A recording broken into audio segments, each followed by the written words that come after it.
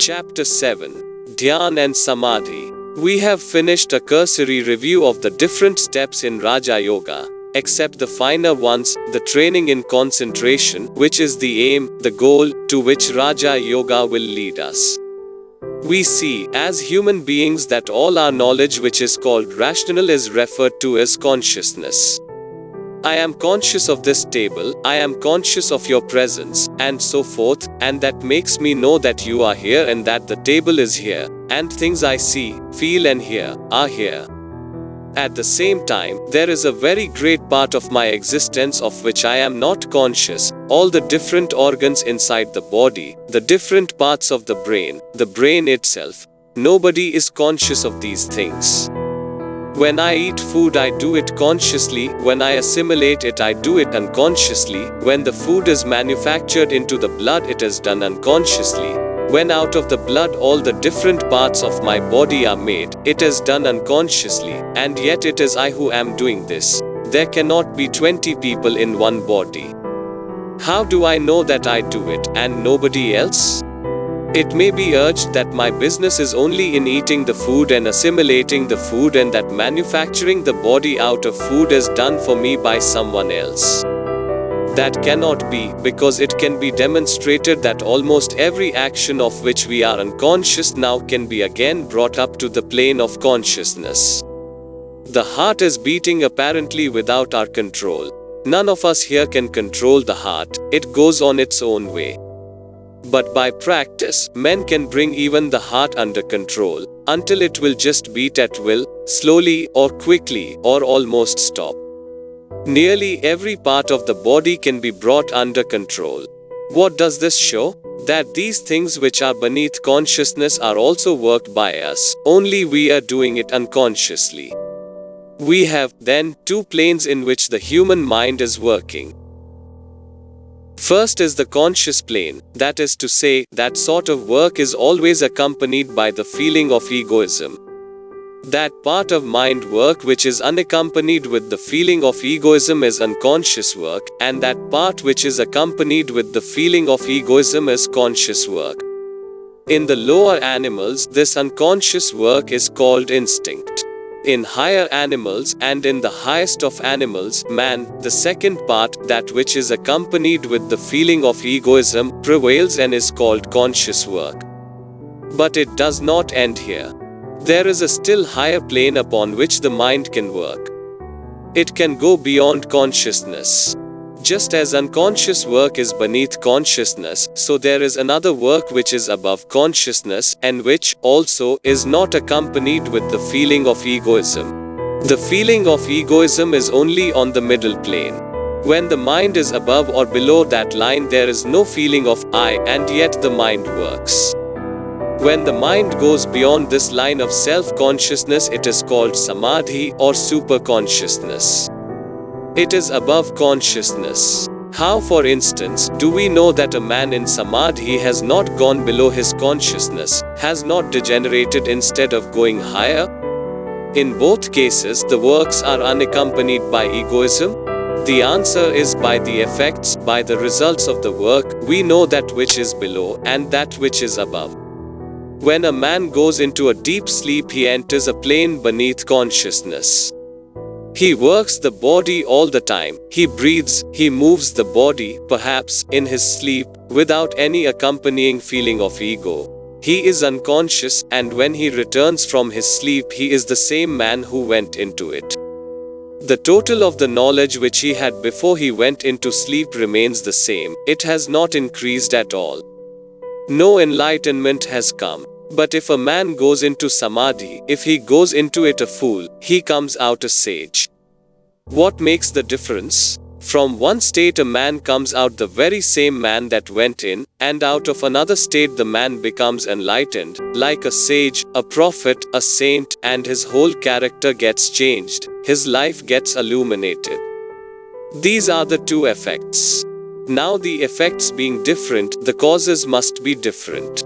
As this illumination, with which a man comes back from Samadhi, is much higher than can be got from unconsciousness, or much higher than can be got by reasoning in a conscious state, it must therefore be superconsciousness, and Samadhi is called the superconscious state. This, in short, is the idea of Samadhi. What is its application? The application is here. The field of reason, or the conscious workings of the mind, is narrow and limited. There is a little circle within which human reason will have to move. It cannot go beyond it. Every attempt to go beyond is impossible, yet it is beyond this circle of the reason that lies all that humanity holds most dear. All these questions, whether there is an immortal soul, whether there is a God, whether there is any supreme intelligence guiding this universe, are beyond the field of reason. Reason can never answer these questions. What does reason say? It says, I am agnostic, I do not know either yea or nay. Yet these questions are important to us. Without a proper answer to them, human life will be impossible. All our ethical theories, all our moral attitudes, all that is good and great in human nature, has been molded upon answers that have come from beyond that circle. It is very important, therefore, that we should have answers to these questions. Without such answers, human life will be impossible. If life is only a little 5 minutes thing, if the universe is only a fortuitous combination of atoms, then why should I do good to another? Why should there be mercy, justice, or fellow feeling? The best thing for this world would be to make hay while the sun shines, each man for himself. If there is no hope, why should I love my brother and not cut his throat? If there is nothing beyond, if there is no freedom, but only rigorous dead laws, I should only try to make myself happy here. You will find people saying, nowadays, that they have utilitarian grounds as the basis of all morality. What is this basis? Procuring the greatest amount of happiness to the greatest number. Why should I do this? Why should I not produce the greatest unhappiness to the greatest number if that serves my purpose? How will utilitarians answer this question? How do you know what is right or what is wrong? I am impelled by my desire for happiness and I fulfill it, and it is in my nature. I know nothing beyond. I have these desires and must fulfill them. Why should you complain? Whence come all these truths about human life, about morality, about the immortal soul, about God, about love and sympathy, about being good, and, above all, about being unselfish? All ethics, all human action, and all human thought hang upon this one idea of unselfishness. The whole idea of human life can be put in that one word, unselfishness. Why should we be unselfish? Where is the necessity, the force, the power of my being unselfish? Why should I be? You call yourself a rational man, a utilitarian, but if you do not show me a reason, I say you are irrational. Show me the reason why I should not be selfish, why I should not be like a brute, acting without reason. It may be good as poetry, but poetry is not reason. Show me a reason. Why shall I be unselfish, and why be good? Because Mr. and Mrs. So-and-so says so, does not weigh with me. Where is the utility of my being unselfish? My utility is to be selfish if utility means the greatest amount of happiness. I may get the greatest amount of happiness by cheating and robbing others. What is the answer? The utilitarian can never give it. The answer is that this world is only one drop in an infinite ocean, one link in an infinite chain. Where did those that preached unselfishness and taught it to the human race get this idea? We know it is not instinctive. The animals, which have instinct, do not know it. Neither is it reason. Reason does not know anything about these ideas. Whence did they come? We find, in studying history, one fact held in common by all the great teachers of religion the world ever had. They all claimed to have got these truths from beyond, only many of them did not know what they were getting. For instance, one would say that an angel came down in the form of a human being with wings and said to him, "Here, O man, this is the message." Another says that a deva, a bright being, appeared to him. Another says he dreamed that his ancestor came and told him all these things. He did not know anything beyond that. But this thing is common, that all claim either that they saw angels, or heard the voice of God, or saw some wonderful vision. All claim that this knowledge came to them from beyond, not through their reasoning power. What does the science of yoga teach? It teaches that they were right in claiming that this knowledge came to them from beyond reasoning, but that it came from within themselves. The yogi teaches that the mind itself has a higher state of existence, beyond reason, a superconscious state, and when the mind gets to that higher state, then this knowledge, beyond reasoning, comes to a man, metaphysical knowledge, beyond all physical knowledge. Metaphysical and transcendental knowledge comes to that man, and this state of going beyond reason, transcending ordinary human nature, sometimes may come by chance to a man who does not understand its science. He stumbles into it. When he stumbles into it, he generally interprets it as from outside. So this explains why an inspiration, or this transcendental knowledge, may be the same in different countries, but in one country it will seem to come through an angel, and in another through a deva, and in another through God. What does it mean? It means that the mind brought the knowledge by its own nature, and that the finding of the knowledge was interpreted according to the beliefs and education of the person through whom it came. The real fact is that these various men stumbled into this superconscious state. The yogi says there is a great danger in stumbling into this state. In a good many cases there is the danger of the brain being destroyed, and, as a rule, you will find that all those men, however great they were, who have stumbled into this superconscious state, without understanding it, grope in the dark, and generally have, along with their knowledge, some quaint superstition. They open themselves to hallucination. Muhammad claimed that the angel Gabriel came to him in a cave one day and took him on the heavenly horse Harak, and he visited the heavens. But, with all that, Muhammad spoke some wonderful truths. If you read the Quran, you find the most wonderful truths mixed with these superstitions. How will you explain it? That man was inspired, no doubt, but that inspiration was stumbled upon. He was not a trained yogi and did not know the reason for what he was doing. Think of the good Muhammad did to the world, and think of the great evil that has been done through his fanaticism.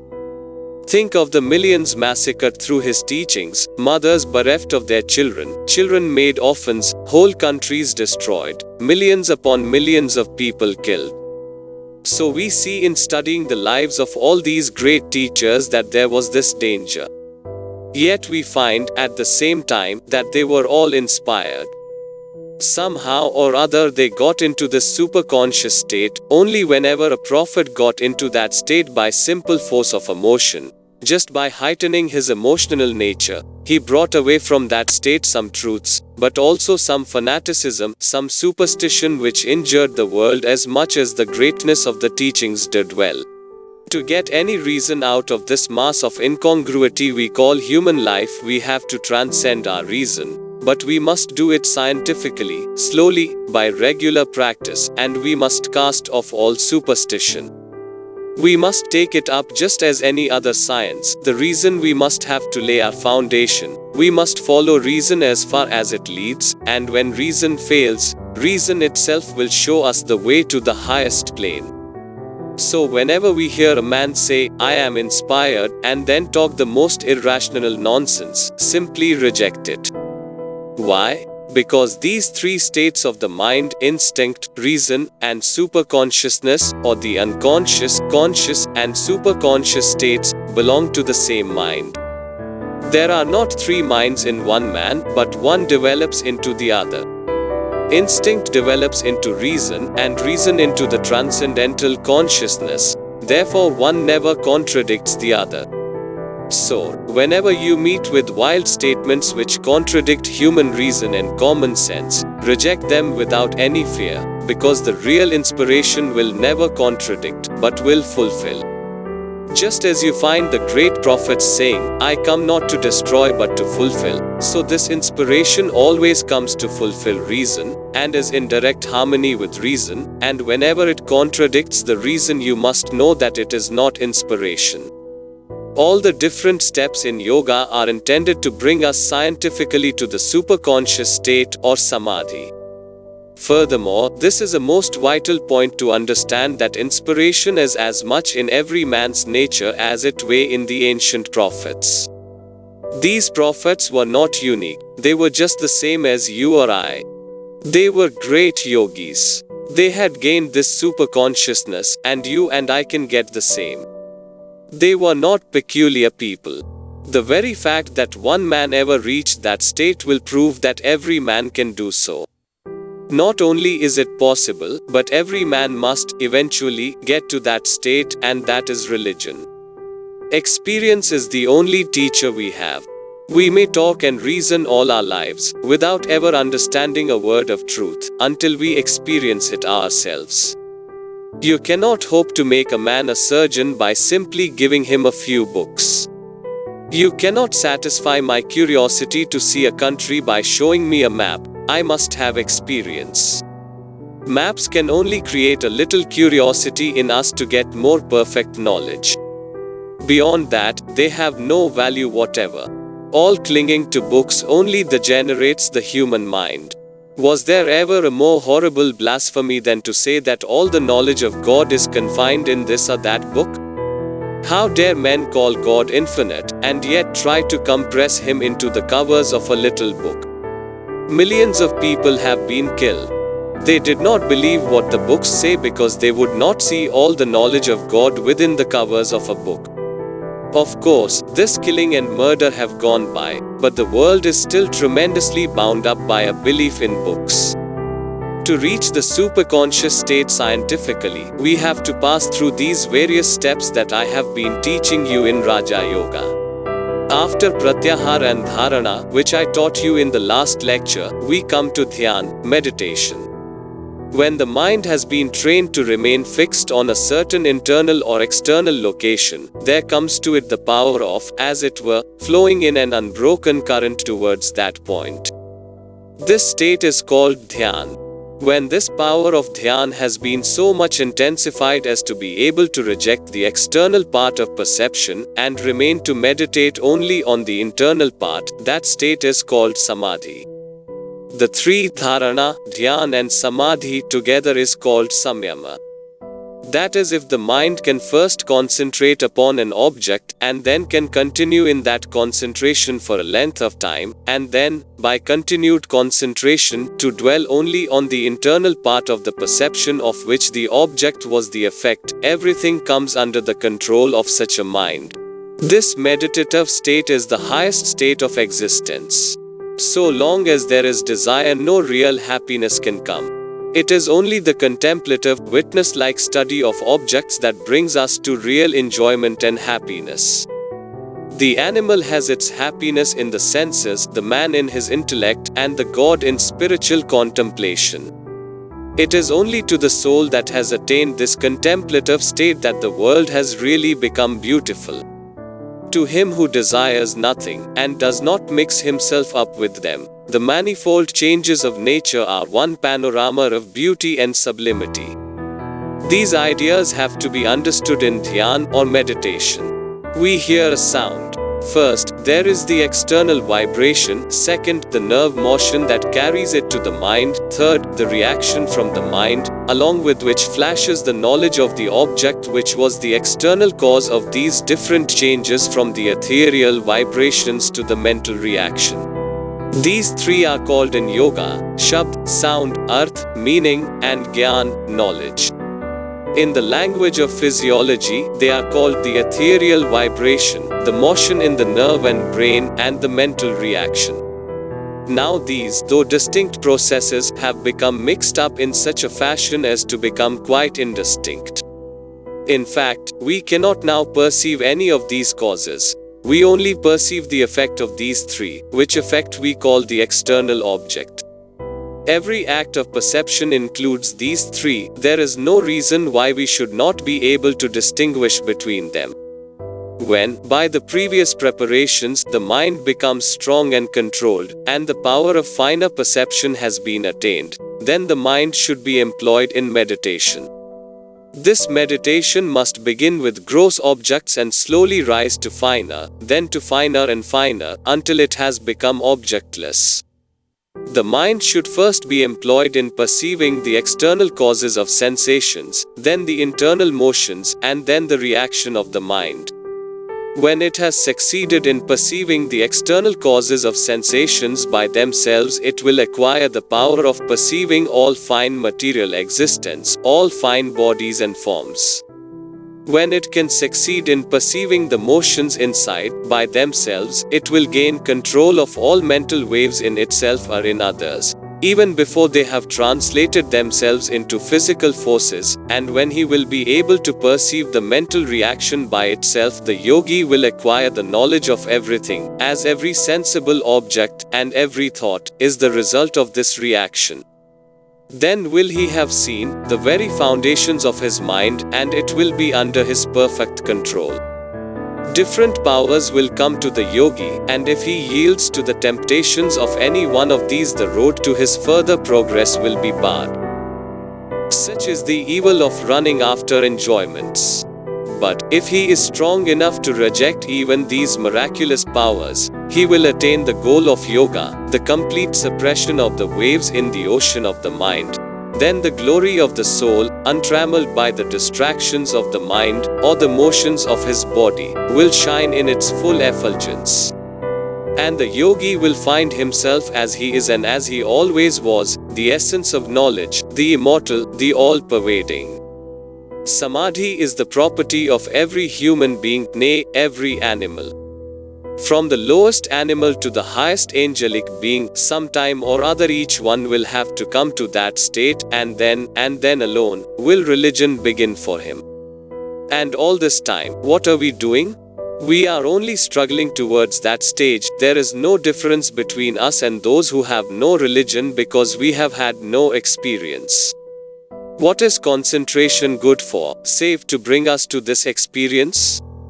Each one of the steps to attain this samadhi has been reasoned out, properly adjusted, scientifically organized, and when faithfully practiced, will surely lead us to the desired end. Then will all sorrows and all miseries cease, the seeds of actions will be burned, and the soul will be free forever.